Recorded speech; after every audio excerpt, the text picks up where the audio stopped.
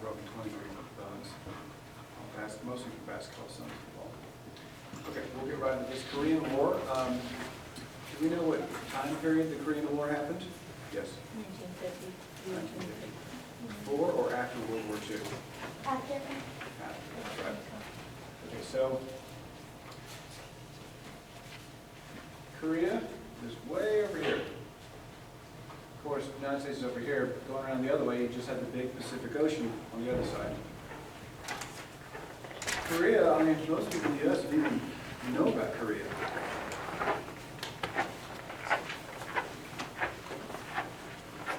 After World War I, Japan was on the winning side, and Korea became more or less part of Japan.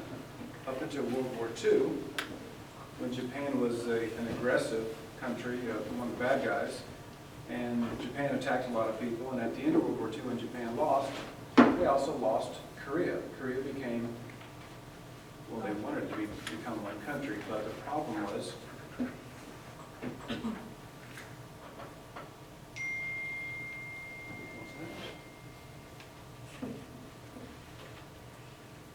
Russia, Soviet Union is here, and they're communist. Communists took over after World War I because of the leaders of Russia, the Tsar, were extremely wealthy, and they had all the possessions, and people that were 11, 12, 13 years old, they were working in the factories, working in the fields, and suffering. There's no school back then. You just went straight to the factories. And if you lost an arm, they'd throw you out in minus 60 degrees, you freeze to death, and bring in another kid that has 2 arms. So the people were like, to heck with this, and they overthrew the Tsar, and it became a communist country where everybody's equal. So communism has taken over Russia. Communism has taken over China. We have a lot of very rich people in China, a lot of extremely poor people. The poor people rose up and they installed communism, where everyone is equal. Of course, if you have any factories, you have any nice house, you have any money, you lose it all. Of course, if you have nothing, you're happy because you at least can eat and you don't starve to death. So communism has taken over China. What country is this? Korea. North Korea, right. Communism has come into North Korea.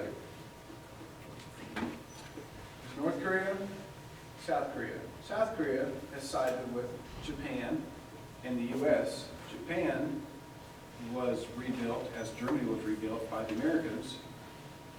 And because when all the bombing raids happened in Japan and Germany during World War II and all the cities were flattened, well, they rebuilt brand new cities. And we paid for it. And now Germany and Japan are on our side. And Korea, South Korea sees Japan being rebuilt, so they join us as our ally. North Korea is closer to China than Russia, and they become communist.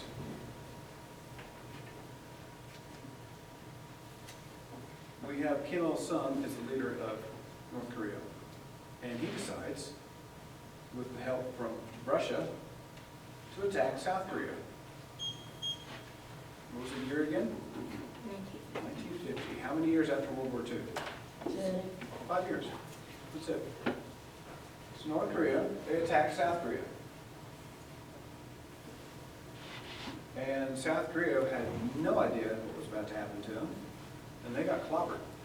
And we had some soldiers there, but not many, just a handful of guys and some weapons, but not much. So they push, this is North Korea, South Korea, and they push North Koreans blow right past Seoul, which is the capital, and they push and they push and they push almost off into the ocean, the soldiers, the Americans and the South Korean soldiers. And there's not many pictures on from that side, but these are North Koreans just about to declare victory. Americans fighting, and this is all they have. They didn't have hardly any tanks, a couple of World War II tanks, some guns. They were just about to get pushed off to the side. So South Korea goes to the United Nations in New York, and says, okay, United Nations, you were formed after World War II to stop this type of aggressive behavior by a country. We need your help. And United Nations says, you're right. And a whole bunch of countries from all over the world got together and they sent troops into South Korea, into that small area, and they started pushing back. American jets. Which country invented the first jet? Germany. And the first jet fighter was? Germany. And the Me-262 was the jet fighter the Germans created. But Germany was losing the war too fast and wasn't able to get enough of the fighters to turn the tide of the war of World War II. But that concept of a jet fighter, the Americans took that concept and made these 86s, and they sent them into Korea. And they were pushing back the North Koreans. Well, North Korea asked Russia for help, because remember, they're both communist countries, and Russia sent the best jet fighter in the world, the MiG-15. And the MiG-15 wiped out our planes. It was faster, it turned quicker. Our plane would turn like this, and their plane would turn like that. And we figured, you know what, we better know what the heck we're doing. So we actually stole their idea and came up with a Sabre. And sent those over real quick, and the Sabre started beating the MiG. A lot of technology that happens during wartime is ideas taken from the other guys. You always have to learn from your opponent. Yes, sir?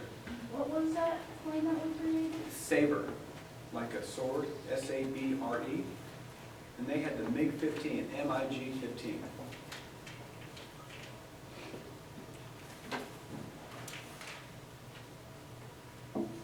We had a whole bunch of Sherman tanks left over from World War II. And we threw all those in that little small area, and we started pushing back the North Koreans. But it was very tough. But we started pushing them back and pushing them back. It was extremely tough fighting, and a lot of lives were lost. And we had this one general named MacArthur, who was the top general. Look at that pipe he has. Corncob pipe. Isn't that crazy? Yeah, corncob pipe. And MacArthur was very popular. He had respect of the soldiers, popular in the United States. He had brought American soldiers back to the Philippines to defeat the Japanese in World War II. And he came up with an idea to, remember these guys are down here and the Americans are pushing and pushing the guys up and all the other countries are pushing on Korea? He's going to land a whole bunch of guys here at Incheon, behind the Koreans. And Koreans see this. This is them landing right here. It was very tricky. There's only just like 3 hours during the day that the tide was high enough for them to be able to land properly. And it was just a successful landing. So they land behind them here, and the Koreans, North Koreans, freak out and they take off running. So because otherwise they're going to get captured. They're going to get encircled. So they take off running, and the Americans start picking up some speed and start chasing them.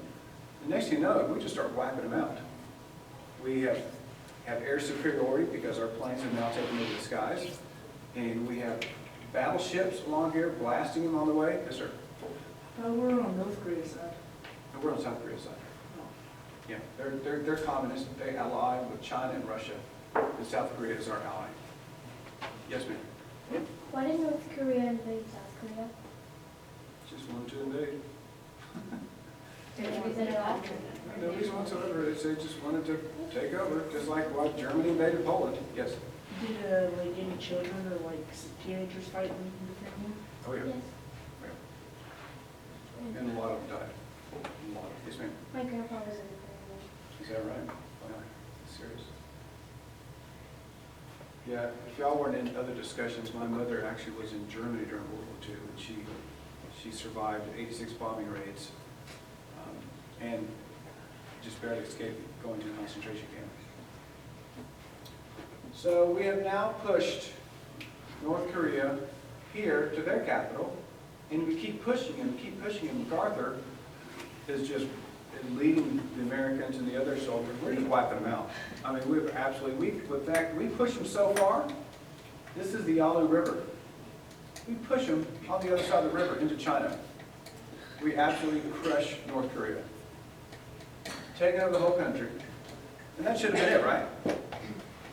And MacArthur said, well, we're going so good right here, why don't we just keep on going and go up here to Beijing, which is the capital of China? And why don't we drop a couple of these things on them? Yeah, MacArthur said, let's drop some atomic bombs, let's go to Beijing, we can beat communist China too. And because China can't even feed their own people, and their army is just a bunch of peasants and pitchforks. Remember, China was on our side. Yes, sir.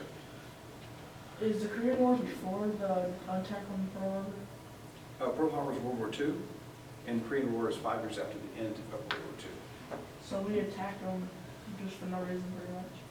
Who? This time we attacked China for no reason. No, we did not attack China. The general, good question. The general, MacArthur, says we beat the communists in North Korea, and China is right here. Because remember, China was on our side against the Japanese in World War II, right? We helped China. Well, after World War II, China became communist.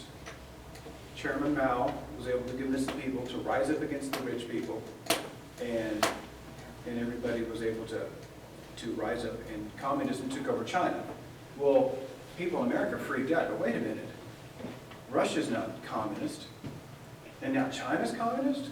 Because remember, people in America people in America own factories and they own cars and houses and have bank accounts and stuff like that. And under communism, you lose everything.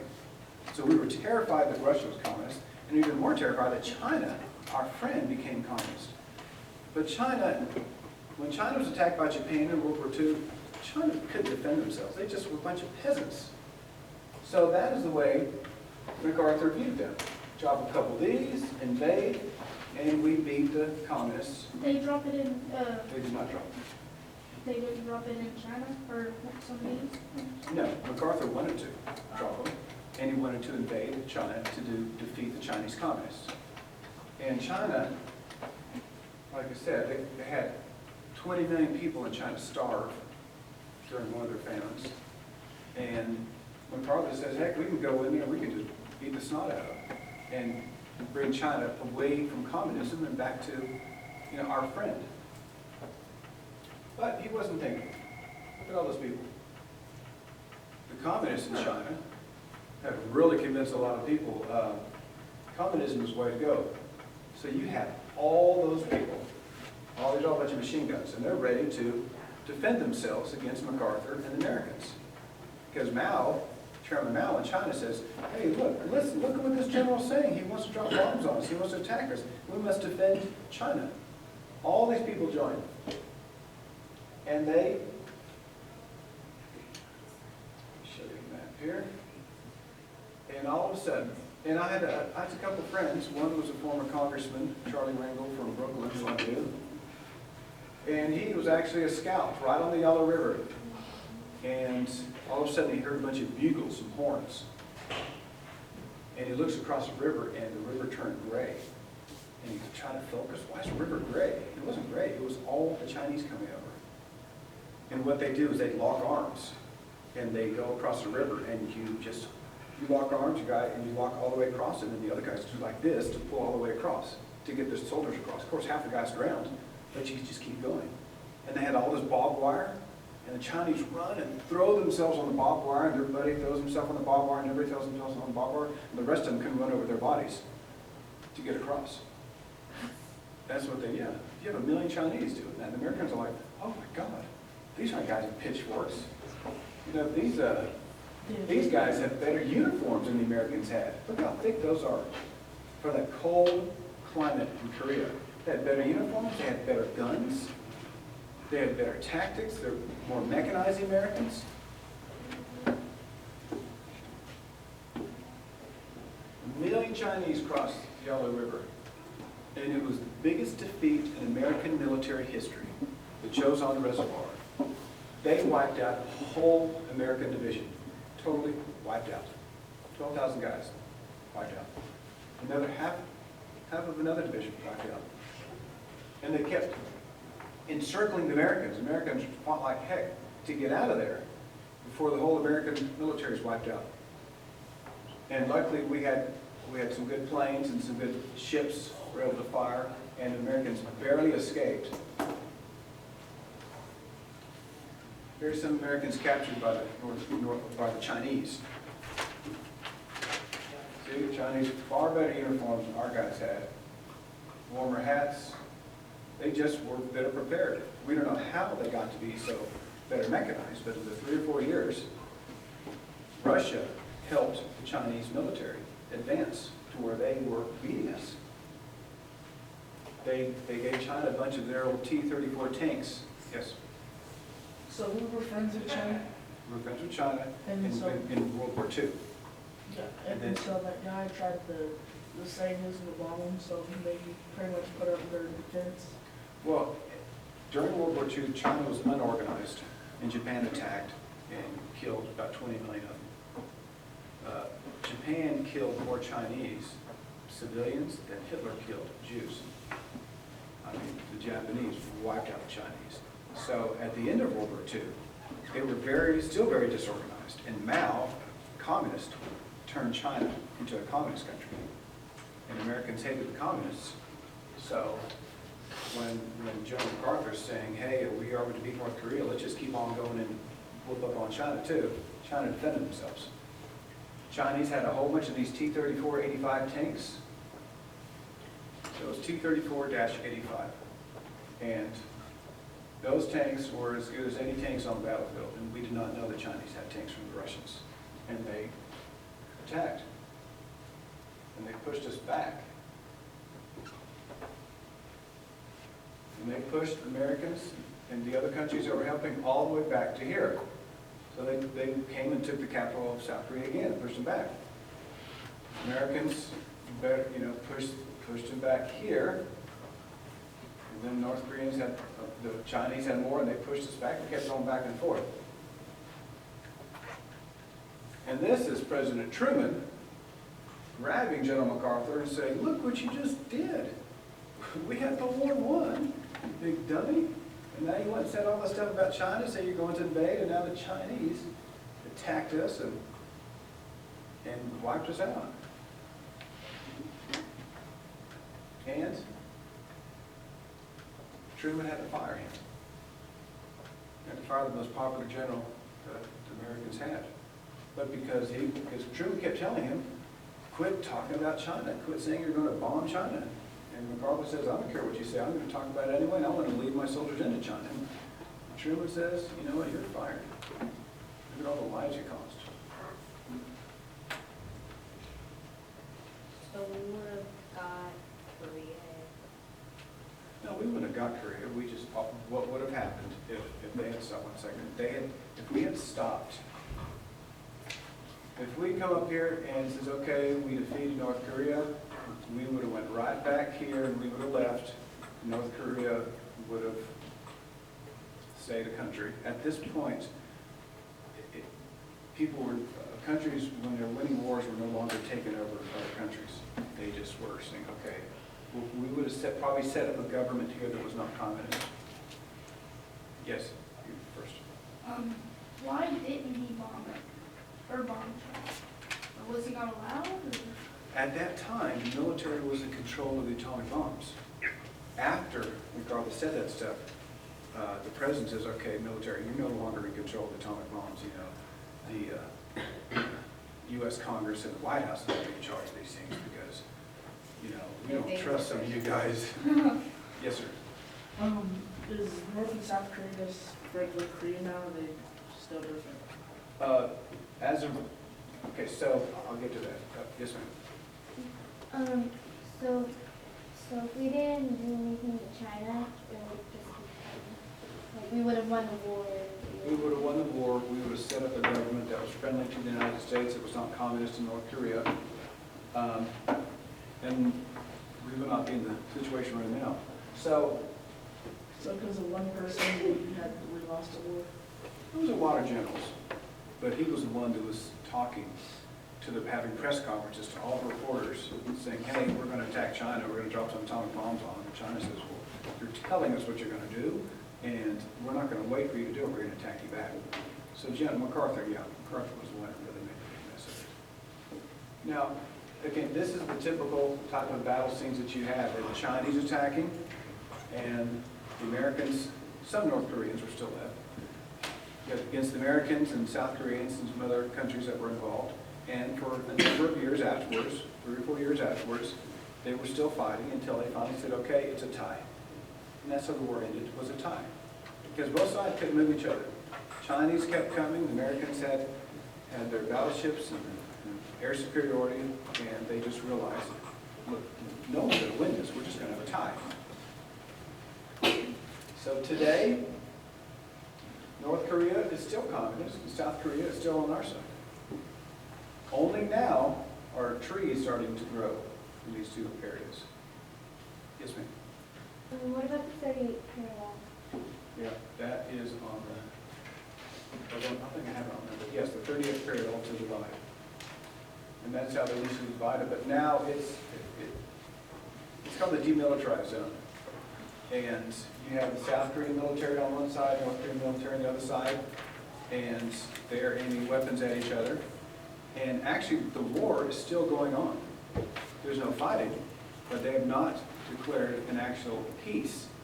They declared a truce, which means they both agreed to stop fighting, but the war has not been ended. Yes? Like, it seems like Mexico, like, we have to, like, have, like, passports to go through, or are you allowed to go to North Korea and South Korea? You can actually go to North Korea, but you have to go through our State Department first and get permission, and then you have to work through they don't have an embassy over here, but they have a commercial affairs office at the Swiss Embassy. I mean, they are considered they're considered like Iran. It's one of the countries that they don't have an embassy. Anytime you want to go to another country, you have to get permission. You have to go to the embassy of, say you want to go to Saudi Arabia, you have to go to the Saudi Arabian embassy and get a visa to go over there. Now Mexico is different because we have an agreement with Mexico and Canada. You just have to show up at the border and show your passport. To go here, you need much more than just permission from their country. Yes, ma'am? My brother went to South Korea. Yeah. Speaks English. You know, there's not many trees. Yeah, you can make a lot of money teaching English in some of these countries. So right now, you have militaries right there facing each other, and people, and when I was over there with the Armed Services Committee from Congress, they were so concerned about all the North Korean soldiers attacking across that they said we have to lay all these landmines. But when we talked to the generals there, they said landmines actually are a hindrance to us because landmines, the strength that the Americans have is mobility. We have units that are very mobile, and landmines get in our way. What we have defending along here is a whole bunch of machine guns. Who plays MW3, MW2? Okay, so you know the sentries? Yeah, they have sentries all through here. It's a machine gun that has a remote control. Anytime anything gets in the way, they just blast it. And we have those all over down here. So if North Korea did attack, they'd be wiped out very fast. Very, very fast. Okay, yes ma'am. My dad told me if someone just shoots, if someone on North Korea shoots across to South Korea, like he said that the war would probably like start over. Well, they actually shoot a lot. North Korea sent some guys over on some boats and killed a bunch of people. They were captured, and we've done a lot of high-tech hacking into their computer systems. If you ever look at a picture of the world in this area at night, you'll see city lights all through China and Russia and South Korea, and it's pitch black right over here. There's no power. Why? And people starving. They spend $1 billion a year on the military, and which is 60, 70% of their budget.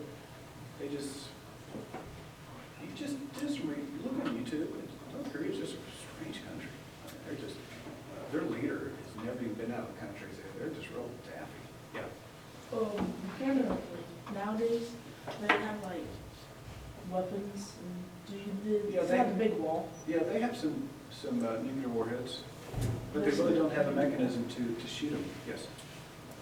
Is China still communist at this day? China's strange. China is indeed communist, but their economy is the second strongest economy in the world. And who here has been to China? You been to China? Okay.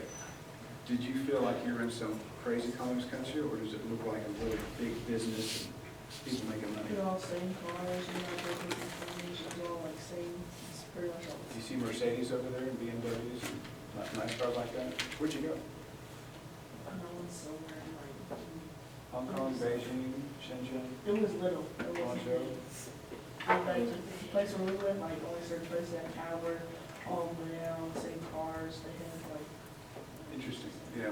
It's the two different worlds. So you have places in China, like Shanghai, is 20 million people in the city, Beijing. If you're in Beijing, you feel like you're in Manhattan, or like times 10.